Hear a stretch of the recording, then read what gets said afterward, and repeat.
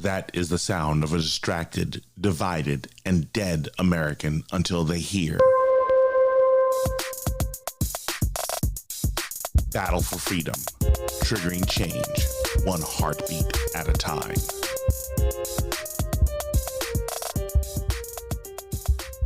Hello, everyone. I'm your host, Watson Preenay from Battle for Freedom on Mojo 5 Radio, and I appreciate every last one of you. It is the end of the week, and for those of you who are just ready for this week to be over and just relax and enjoy, I'm there with you. My name is Watson Preenay, your host from Battle for Freedom on Mojo 5 Radio, and I'm glad that you're joining me. My website is Battle4Freedom.com, but I also want you to remember Mojo50.com. The reason being is, I'm taking a week off.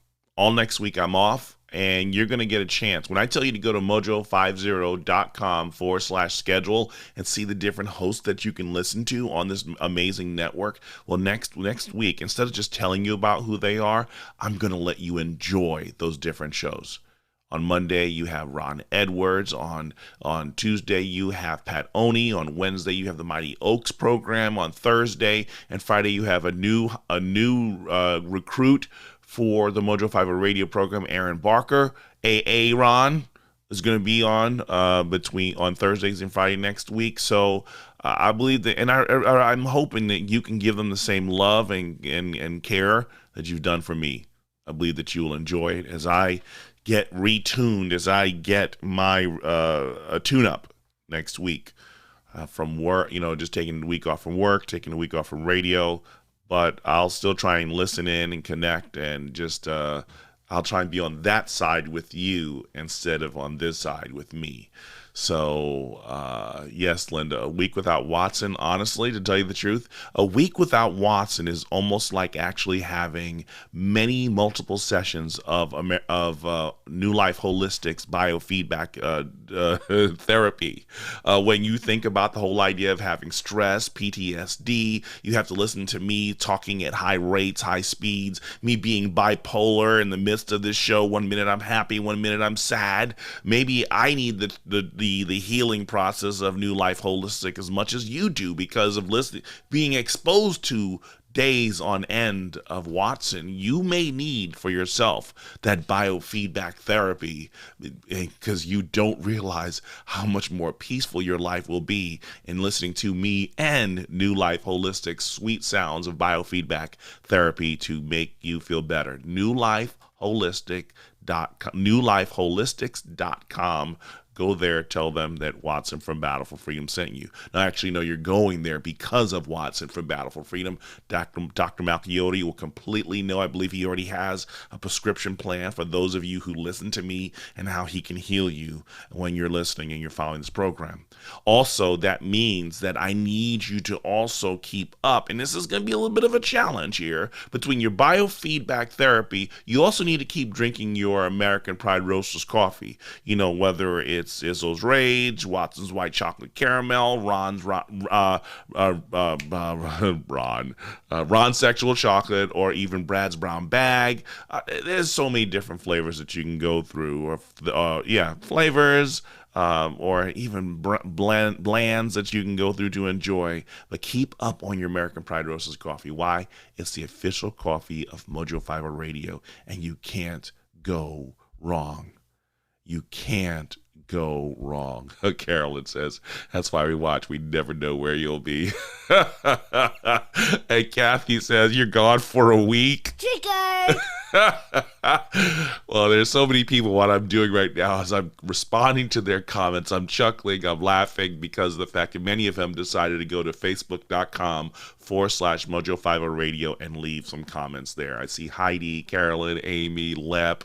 Lep, you can get a chance. You can listen to him. He comes on the weekends with Ain't You a Peach. I see Kathy, Linda, Josh and Jill, Lisa, and Curtis. Thank you, everyone, for being part of this. You have to understand something here. This whole week has been about me trying to expose us for who we are and how we have a tendency not to always respond correct or live correct according to the standards that we set for ourselves.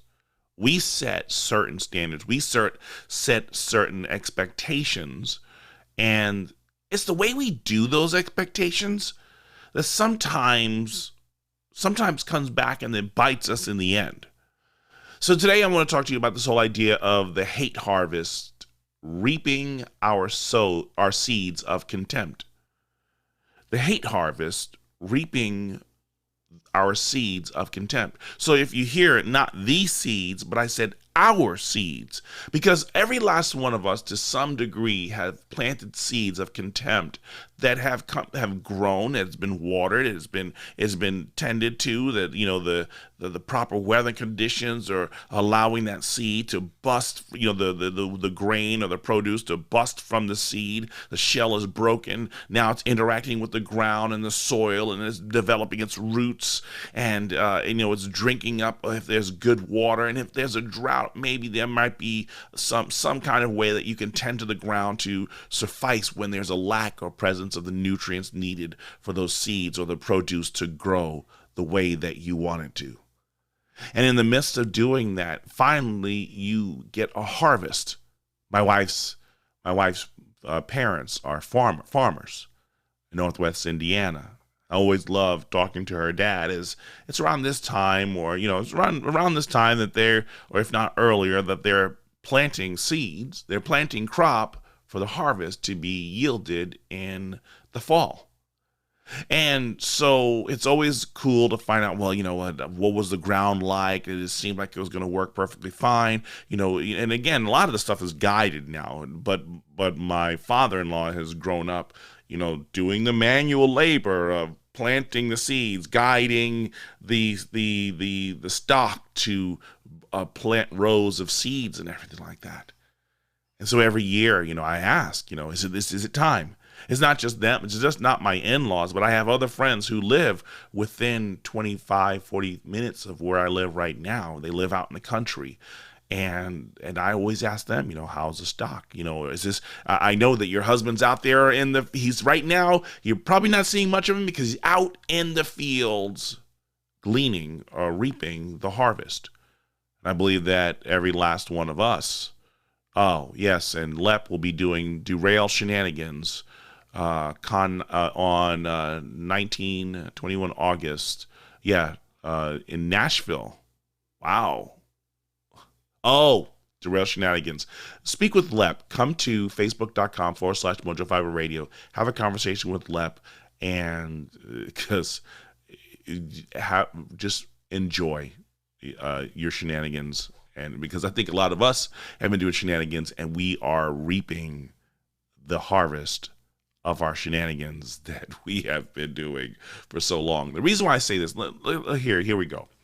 So, it's a couple things I didn't cover yesterday that I just wanted to share, and it kind of leans into today. Was I saw this article where it was from the Bloomberg. It was from the Bloomberg, where it said, "No vaccine, no desks. Firms weigh whether to make shots mandatory." And as you sit here, and a lot of the show, a lot of the businesses have to sit here and figure out, well, are we going to make the shots mandatory? And the problem that you run into is the moment you make one thing mandatory, where do you draw the line? I mean, where do you draw the line if you start making one thing mandatory? Do we get back to the point where, a lot of businesses are relaxed, dress casual for your clothes? But I used to work for companies that, and I didn't start working for them until after they dropped the mandate, but they wanted every one of their employees to come in with a shirt and a tie and a blazer. This is the way you worked in this environment. I mean, it was one of the best companies to work for in this country before they fired Ross Perot, and they started bringing in the money-hungry CEOs into the company. Because right about 1996, when they got rid of him, and they tried to, because Ross Perot he believed that CEOs shouldn't make more than $250,000 a year.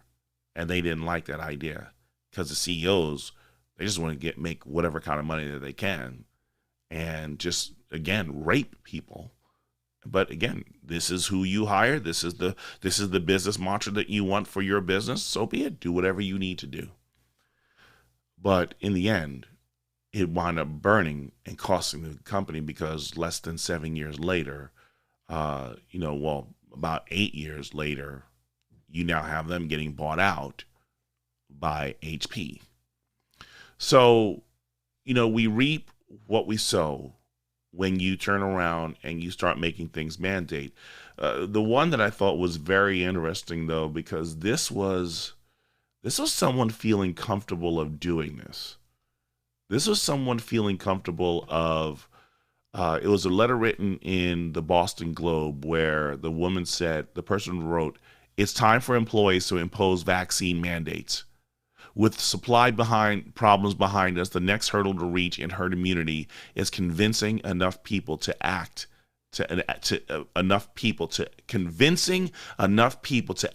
get the shot. Some workers shouldn't have a choice." This is the language that is being said. So then when I communicate this whole idea, where we start saying that, well, some people don't get a shot, who gets the choice to decide? Isn't that language the same language that actually supported the idea of slavery in this country? Isn't that the same language that supported the idea of the internment camps for the Japanese and the Asian community right around Pearl Harbor? Isn't that the language that has been promoted to turn down or in a way severely hamper the success of people in society right now? That we have different focus groups for people who have been marginalized for so long. But we have people, and these are the opinion writings being even put in on the Boston Globe, and people don't recognize that exactly HIPAA should prevent companies from asking. And actually, the HIPAA violations took place a couple of times with me. And it's like, you know what? I know there's this huge push to make everyone vaccinated. And it's like, we got to be careful here, because there's a language that's being developed where if you're not vaccinated, you're not cool. You're not vaccinated, you don't love people. You're not vaccinated. See, my body, my choice no longer has that kind of level of, because if that's the case, if mandates, here you go. I'll go with the mandate for the vaccines. If we now say we mandate that abortions can never happen again. What? Wait, no. Because the moment that you turn around and you create a mandate for one thing against the will of one individual, you have to create the mandate of one thing or multiple things against the will of other individuals. Where does it stop? Where does it stop? This language that, because they don't think that it's, you don't think it's not shaming. Well, how could you not want to do your duty to get your shot or wear your mask to protect people? Because this is what it's all about. You're here to protect other individuals. This is what we're doing. Okay. So when I share with you other areas that are exactly the same, apples and oranges, the moment we cross the threshold in robbing someone's freedoms to make the choice of doing whatever they want because of the fact that we're talking about the greater good, wasn't that the language that was used by the Pharisees who went out of their way to get rid of Jesus? Would it not be for the greater good to get rid of this one individual? Would it not be for the greater good? Go back to biblical times, but you have Christians who are basically uttering the terms for the greater good. We're going to take away people's rights. We will assassinate people, whether physically, verbally, or whatever. For the greater good, this is what we're going to do.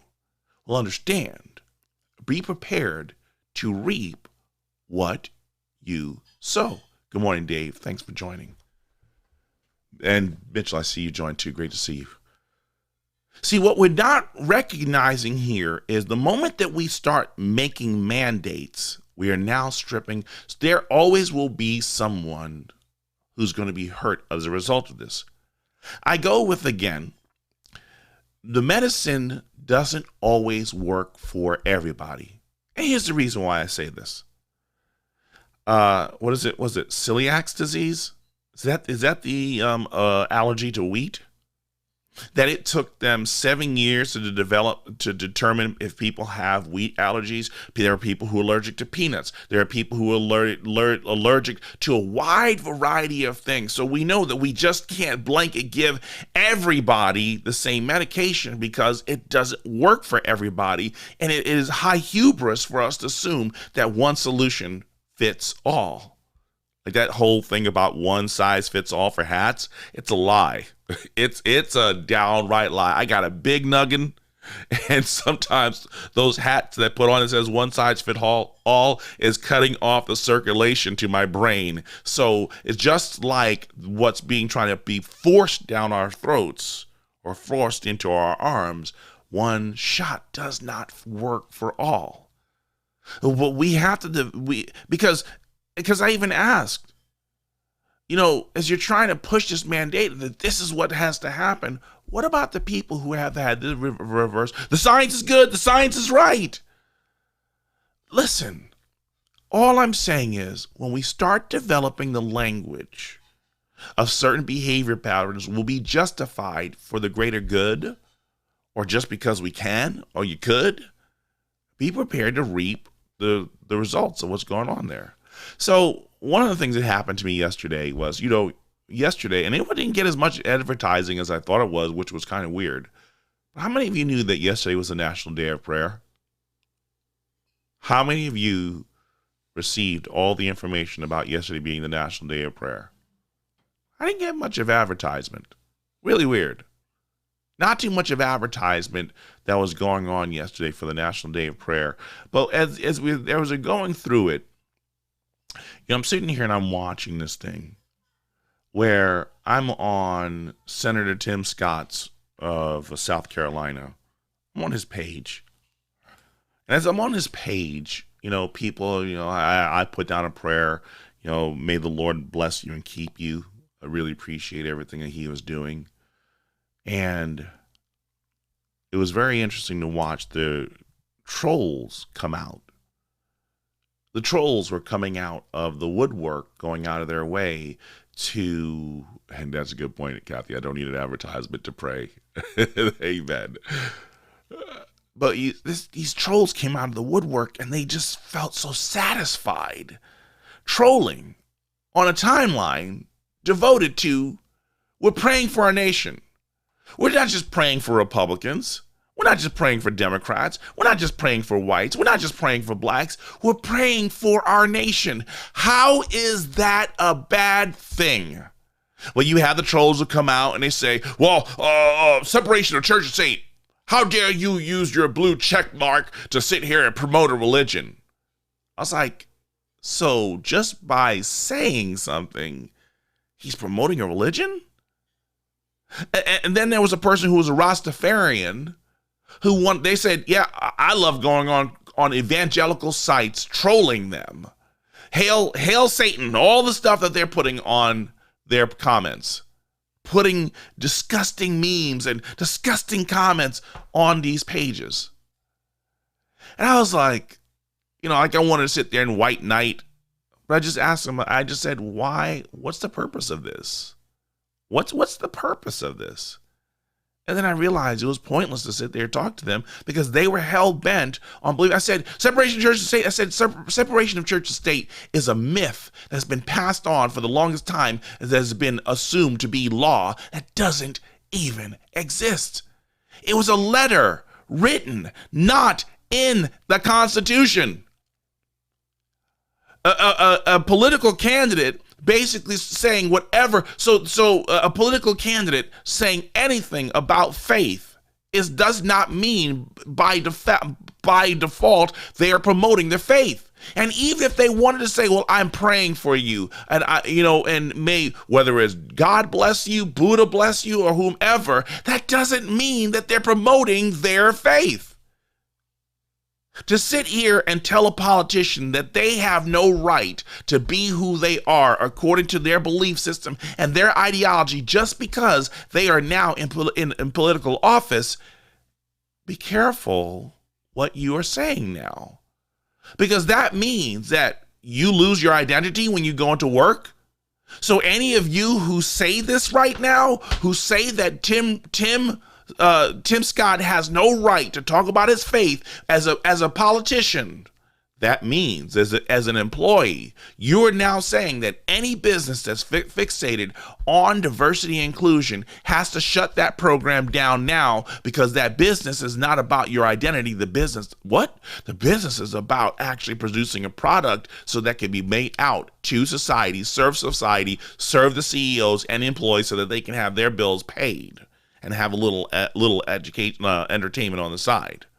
So now you're saying, by your language of telling Tim Scott that separation of church and state, and he has no right because he's in political office to be able to express his own views of life and spirituality. If you're saying that a politician loses that right, that means that if you are a climatologist, you're not there to be a climatologist. You're not there to be an advocate for women's rights. You're not there to be an advocate for the rights of blacks or the woke theology. Oh my goodness, wokeness has no room in government. Be prepared to reap the seeds of your contempt. But I realize, though, in the midst of all this, though, I had to take a step back, and it hit me. Holy cow. I can't be angry at these trolls for coming out onto Tim Scott's page or any other Christian's page or whoever wants to. Yes, Tim, that's right. By saying such a thing, by default, they're promoting their own faith or lack thereof. That is correct. So as we sit here watching this thing unfold and work its way out there, a lot of us need to wake up and recognize we're reaping what we sowed. I watch a lot of these people come on this timeline and do this. They're trolling. They're happily trolling. But then I had to take a step back and realize, hold on a second, we're doing the same exact thing. Or we were doing the same exact thing. When we celebrate if Donald Trump goes off and trolls somebody, when we sit there and celebrate if Joe Biden or AOC or whomever else goes out and trolls somebody, we laugh when other people troll. When our side trolls the other side that we don't care about, we're doing the same thing. So we're reaping what we're sowing. And maybe it's not us directly, but do you realize that us and our actions of wanting to be prideful and not wanting to check ourselves before we wreck ourselves has that community effect of spreading our seeds of contempt?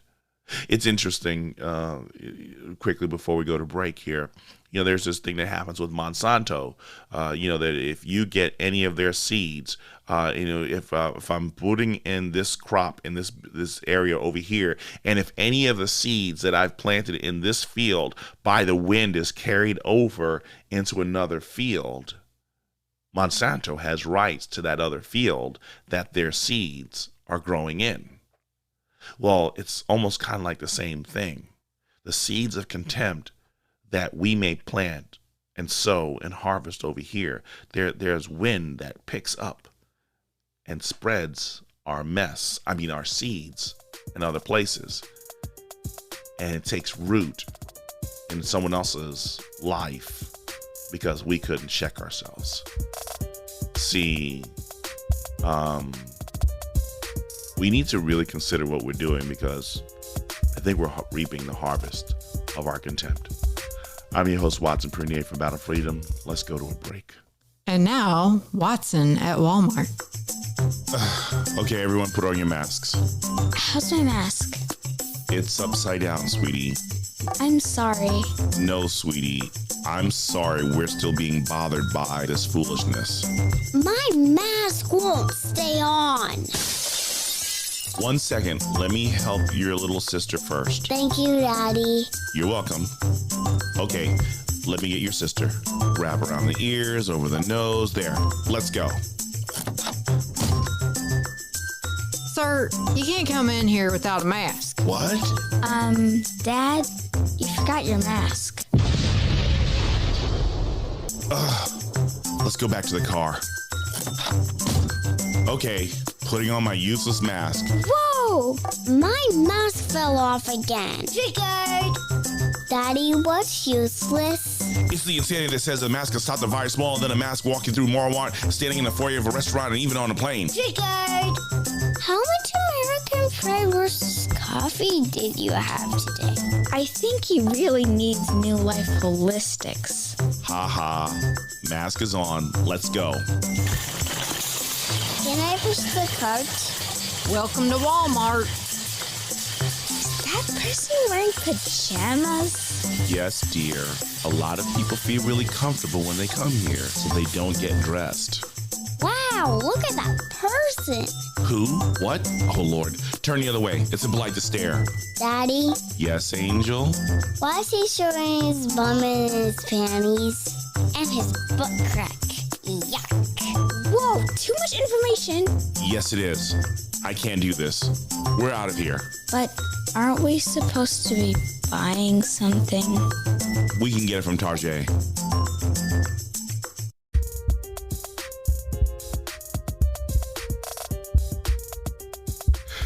Welcome back. I'm your host, Watson Prunier for Battle for Freedom on Mojo50 Radio. My website, battle4freedom.com, but I also want you to go to mojo50.com, mojo50.com. Share it out with as many people as you possibly can. Because why?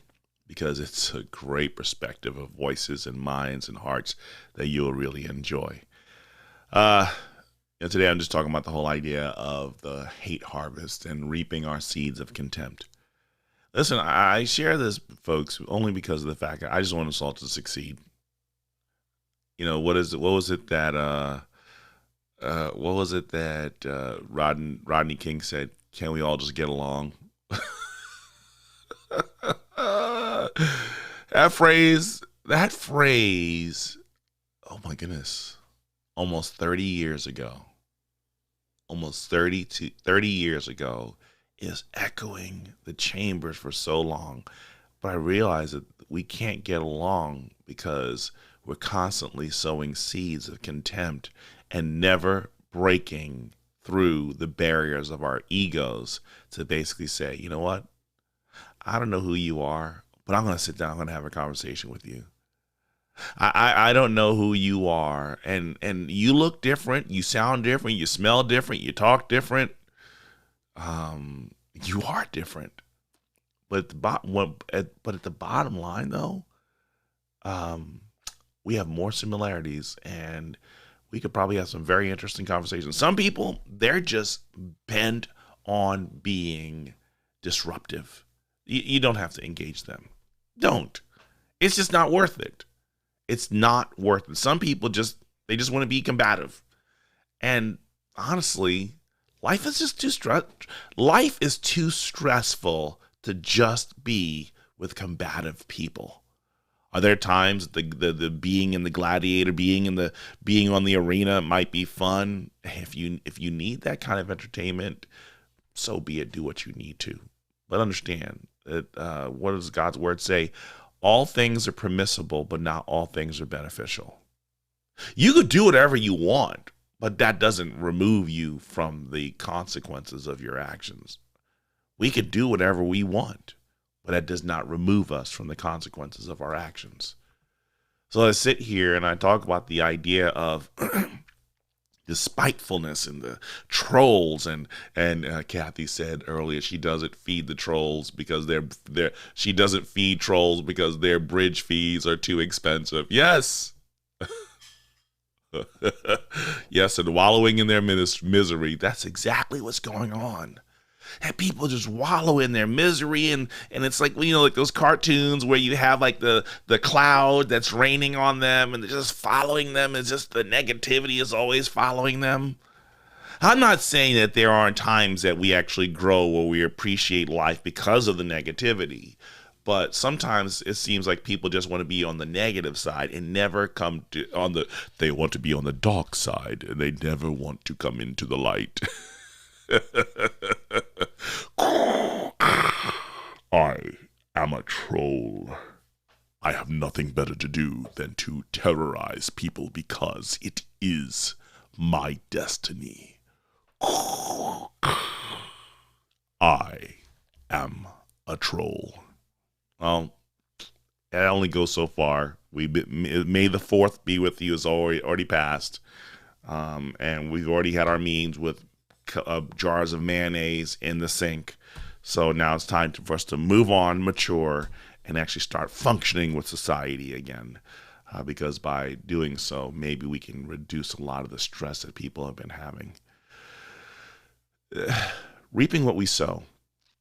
As we sit here and we look at the manipulation of truth, the manipulation of data, and how it comes back in the end and it bites us. You remember how they said love trumps hate? They spent 4 years trying to push all this hatred on Donald Trump. And, you sit here and sometimes you just have to sit back and let people do whatever they want to do. Because in all that rage, trust me, there are issues with Donald Trump, but we need to start looking at the seeds of contempt that was sown, that were planted by those who hated Donald Trump, who hates conservatives, who hates whites, who hates the Second Amendment, who hates free speech, who hates a lot. It's interesting. They hate free speech. They want to censor you, but they want the freedom to protest all day long. By you sitting here and celebrating the censorship of Donald Trump, you're basically saying, I'm cool with censoring him, but not realizing you are now cool with you being censored when big tech or even the government doesn't want you to have the big tech, mainstream media, and big government doesn't want you to have the platform to say what you want. I mean, literally, when Joe Biden allegedly won the election, what was it, AOC and many other Democrats saying, we're coming after you, Trump supporters? This was the language of politicians who felt so confident in saying, we're coming after you if you supported Trump. 81 million Americans allegedly voted for this. So you realize when you give that kind of power to people, you think they're going to stop at the opposition? Because at any moment in time, you can become the opposition. Oh, you don't want to comply? Oh, we're saying masks all the time, mandatory vaccinations, and we're taxing you 80% of your income. Oh, well, no. We're the government. We're here to help, and this is what we're going to do. See, all those Hollywood elitists that were saying the rich need to pay their fair share?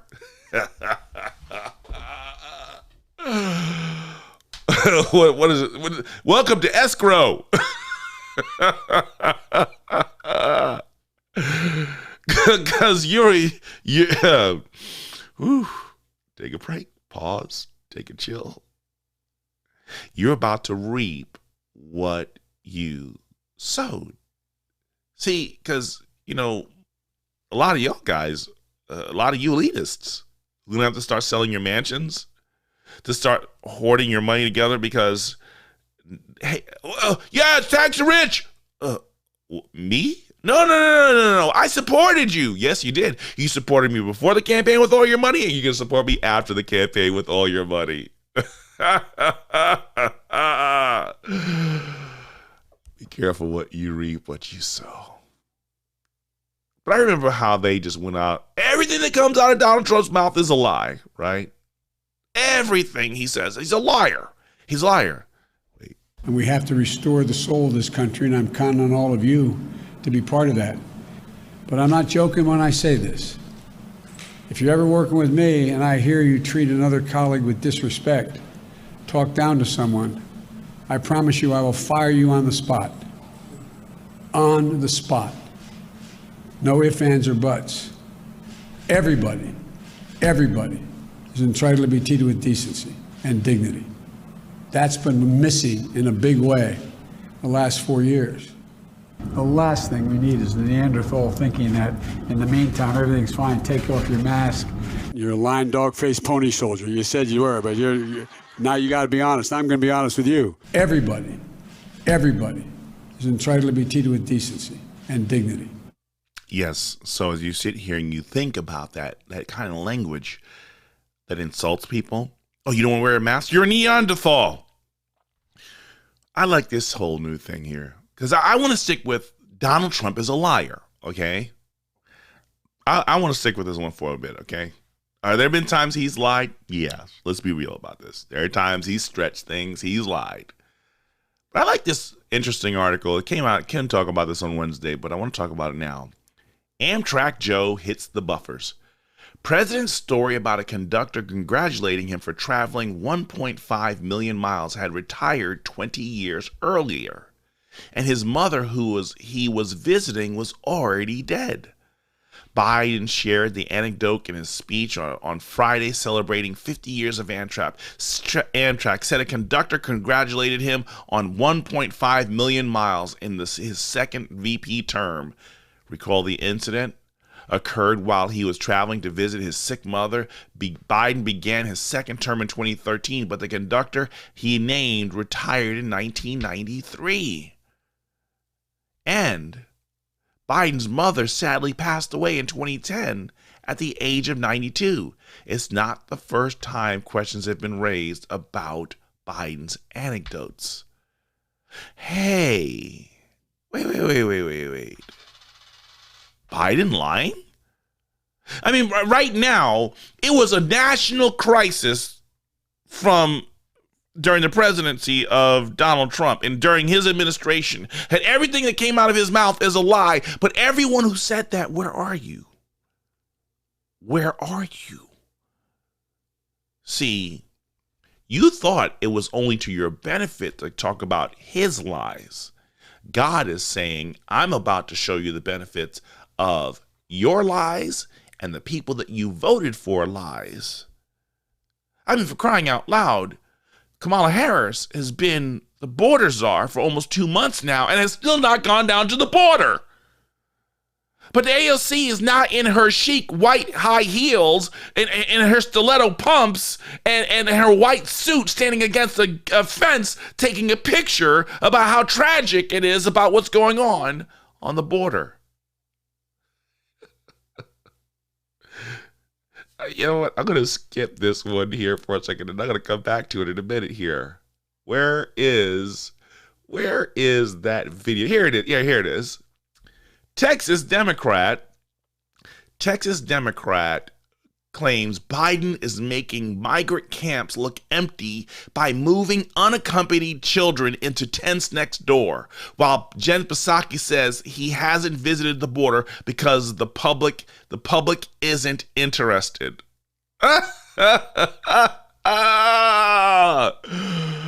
You gotta love this. Representative Henry Sweller said his administration is moving kids from one tent. Musical migrants, not musical chairs. Musical migrants. Play the music. Okay. Okay. Stop. Where did you go? Oh, the art of deception. From a VP from the most transparent, scandal-free administration? And you know, if he's only one administration, if and when Kamala replaces him, there were no scandals during both Joe Biden's administration. It was better than the hatred from the previous administration. We're reaping what the seeds of contempt and deception are taking full harvest. I'm not just doing this to expose the left. I'm doing this to expose all of us. We need to be very careful because we keep acting like there's nothing wrong with us. I'll tell you, I'm not. Watson has a lot of issues. The biggest issue that Watson's struggling right now is Watson needs some sleep because Watson was working with a team from India till 3 o'clock in the morning. Okay. I'm working around the clock, busy. That's why I'm taking a week off. I just need time to refuel and get my mind ready. But apart from work, what business, has kept me busy and kept me moving, I still have things that I have to take care of with my family. God is exposing all of us. And I think that we're getting a little bit too comfortable. We're getting a little bit too reckless in our lives, believing that we can keep moving and living unchecked and that God will not visit us God will not show up with a barrel of our harvest. But here it is. Y'all went out of your way. To talk about Trump being a not caring, xenophobic, deceptive. Now you're getting busted because you can't keep lying about this. You can't keep lying about this. There's going to be a point where you're going to have to stand up. There's going to have to be a point where you're going to have to speak up against the corruption taking place.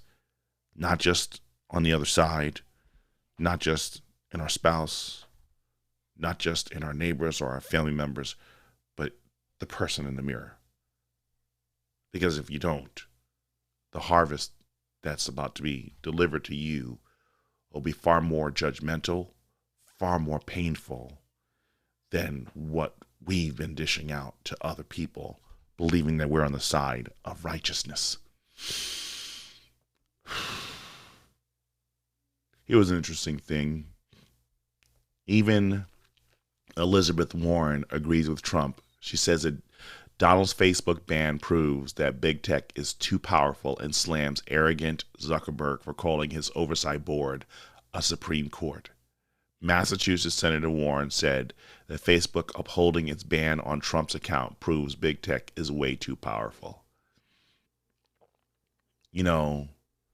It's interesting because sooner or later, you start realizing, is the light bulb on?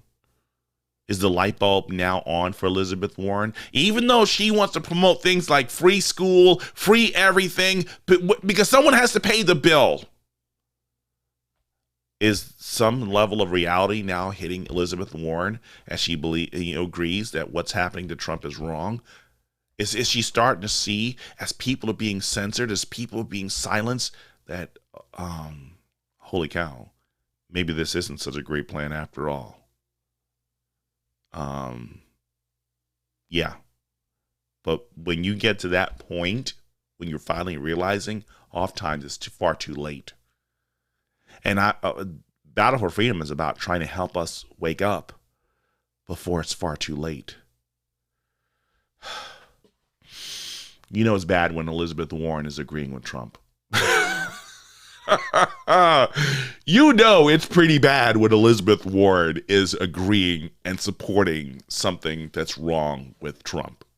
That's pretty stinking bad. Here's one I thought was very interesting.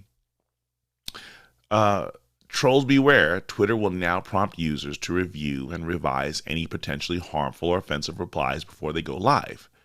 The feature uses AI to detect offensive language in drafts of newly typed replies. It sends users a notification asking them if they'd like to review their message. Users are also free to ignore the warning message and post their reply anyway. The feature was tested last year, but has now been rolled out for Android and iOS. And Twitter's improved AI detection means that the future accounts of a friendly banter. You know what? I kind of agree with it. I think this is a good move. There's the censorship. I don't agree with the censorship, but at the same time too, it is their platform and they could do whatever they want in their platform. 2 days ago, I was in the book of Job talking about the sovereignty of God. I was talking about the whole idea of, remember when we had our, many of us play with those little green army men and we kind of move them across our own battlefields, whether it was dirt, mounds, or even our sheets and beds and things in our home to build our forts and build our battlefields, or whether it's little girls playing with their dolls and their hair and or their Ken dolls and changing clothes, or leaving naked dolls like my kids leave all over the place. But that we exercise our sovereignty. You know what? I'm sorry, folks. If we're sitting here and we want a Christian baker not to be forced to make something that he doesn't want to, if we don't want to sit there and do that to a Muslim baker or a gay baker or whoever it is, if we want to recognize their sovereignty, if we want to recognize that businesses have a right to tell people to wear masks, then we have to support the censorship. It doesn't, they can pass some law that they won't keep up. They can do whatever they want. It's their private business. They can do whatever they want. We are here voluntarily. No one put a gun to your head to tell you had to go into Kroger. You had to go into Walmart. You had to come to Facebook. You had to go to Twitter. You had to go through these games. And even fact check shame. Fact check shame. Fact check shame. There you go, Carolyn. Fact check shame. Fact check shame. I think this is a good decision because I think there's a little bit too much hatred out there. And we all just need to get a little bit of warning. Like, do you really want to go there? Do you really, really, really want to go there? Here's another where I believe this is going to really bite us in the rear if we continue to push forward with this. Now Republicans want to boot Liz Cheney from Congress. 6 GOP challengers are lining up for the 22 battle with Wyoming representative who's likely to be voted out as party chair next week. Wyoming Republicans are looking to boot Liz Cheney, Representative Liz Cheney from Congress, as the GOP conference chair is facing ousting from her leadership post in the House.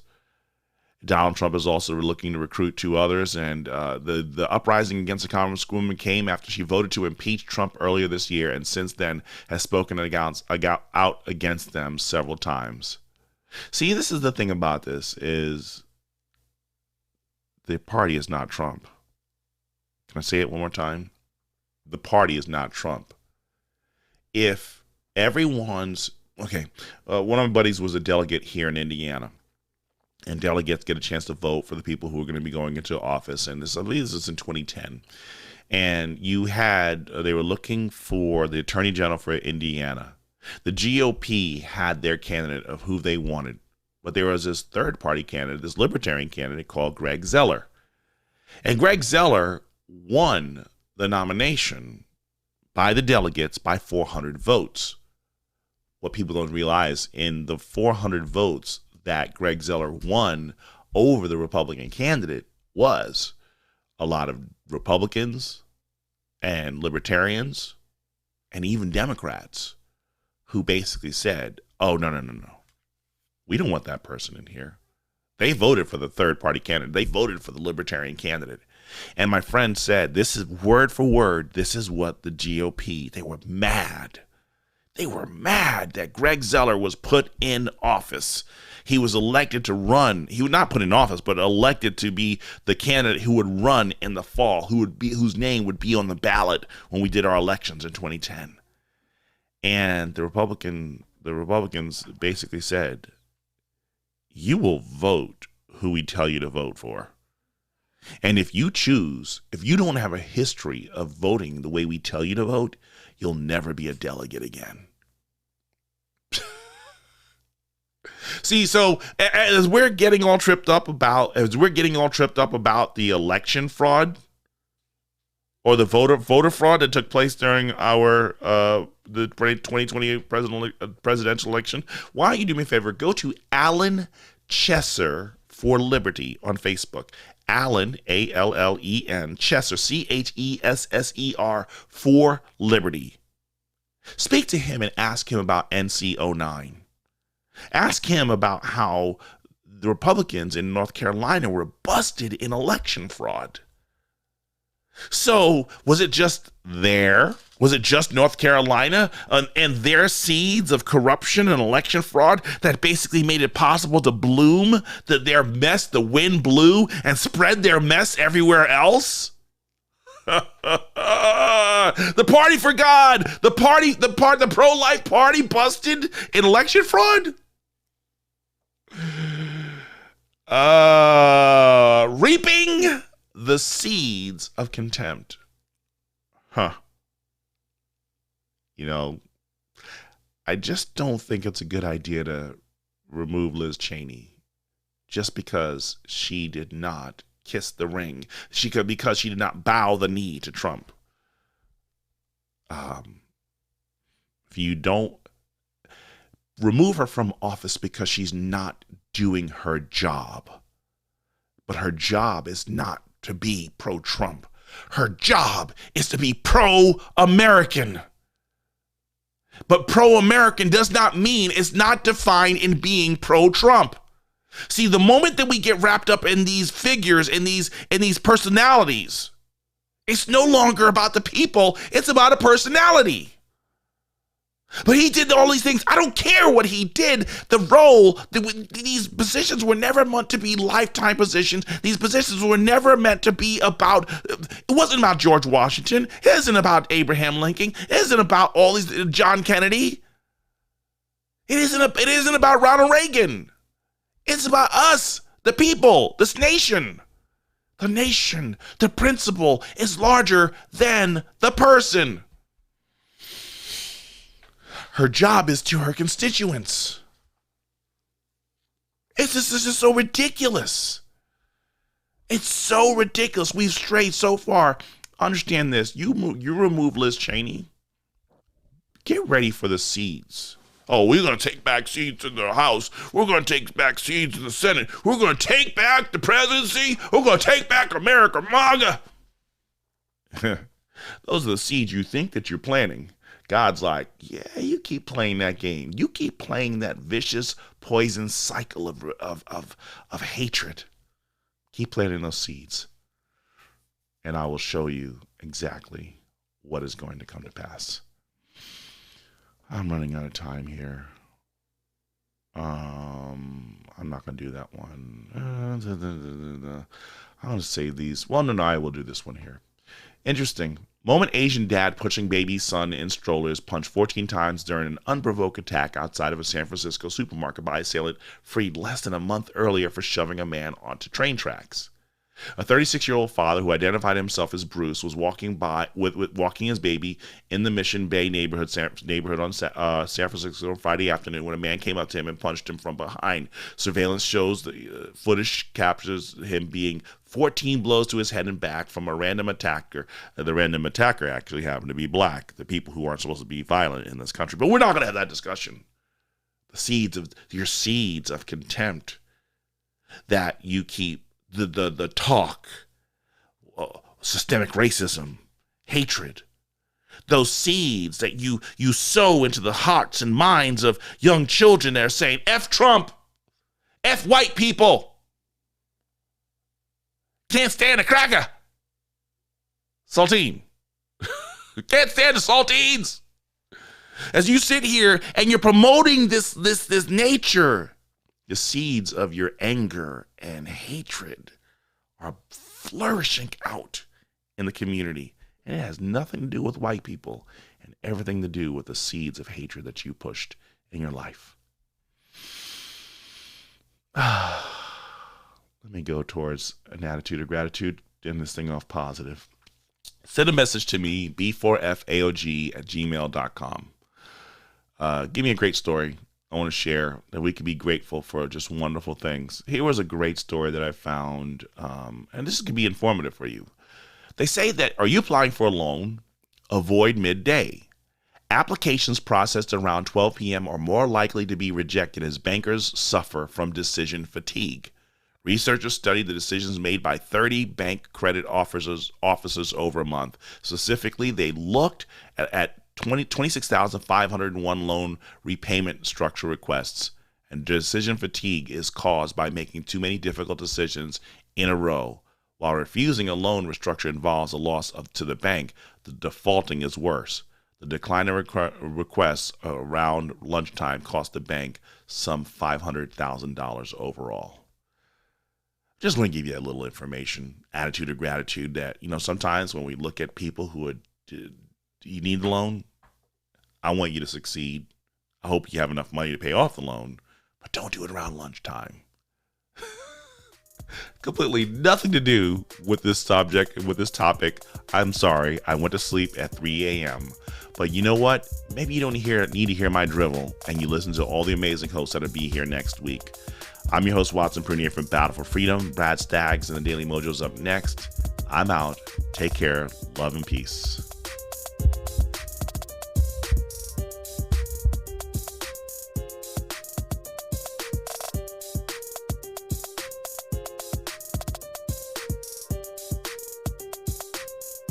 And happy Mother's Day.